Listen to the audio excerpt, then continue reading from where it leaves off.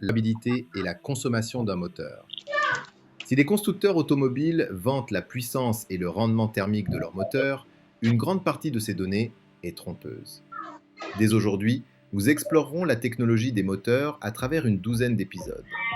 Après avoir compris ces principes, vous serez capable d'analyser différents paramètres pour distinguer les moteurs réellement performants de ceux qui surestiment leur capacité.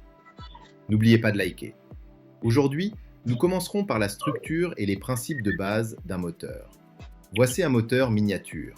Observons ses principaux composants. Le piston du cylindre au centre, le vilebrequin en dessous et le volant moteur à droite. La puissance du moteur provient du mouvement de va-et-vient de ces pistons qui entraîne le vilebrequin. Le volant moteur est relié à la transmission, ce qui permet la transmission de la puissance.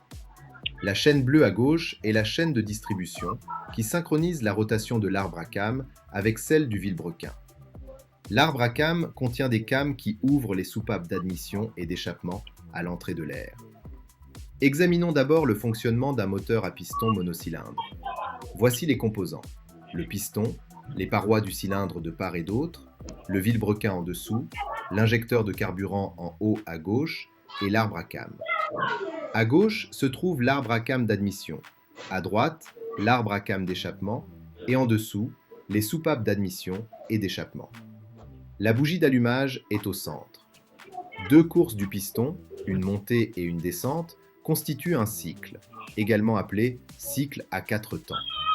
Lors de la première course, la course d'admission, le piston descend et l'arbre à cames d'admission ouvre la soupape d'admission. À ce moment, l'injecteur de carburant pulvérise le carburant, un peu comme un pommeau de douche, mais avec une pulvérisation bien plus efficace. Le piston, en descendant, aspire l'air et le carburant par le conduit d'admission, d'où le nom de course d'admission. Lorsque le piston atteint son point le plus bas, également appelé position d'ouverture du papillon, il s'arrête. Simultanément, la came supérieure a dépassé la soupape d'échappement qui est maintenant fermée. Le deuxième temps, le temps de compression, commence alors. À ce stade, ni la soupape d'échappement ni la soupape d'admission ne sont ouvertes. Elles sont toutes deux fermées. Lorsque le piston remonte, il comprime l'air et le carburant atomisé dans le cylindre. Une fois que le piston atteint sa compression maximale, la bougie d'allumage enflamme le carburant. La bougie d'allumage, semblable à la pierre à briquet, est la seule responsable de l'allumage du carburant. Lorsque le piston atteint sa compression maximale, une petite quantité du mélange air-carburant en haut du cylindre s'enflamme complètement, amorçant le troisième temps, temps moteur. La combustion du mélange génère une force d'expansion qui repousse le piston vers le bas. C'est le processus de conversion du carburant en énergie mécanique. Lorsque cette force d'expansion repousse le piston jusqu'à sa compression minimale, le quatrième temps, temps d'échappement, commence. Le piston remonte et l'arbre à cames d'échappement ouvre la soupape d'échappement, expulsant les gaz d'échappement. Lorsque le piston atteint sa compression maximale, l'arbre à cames d'échappement dépasse la soupape d'échappement qui se ferme.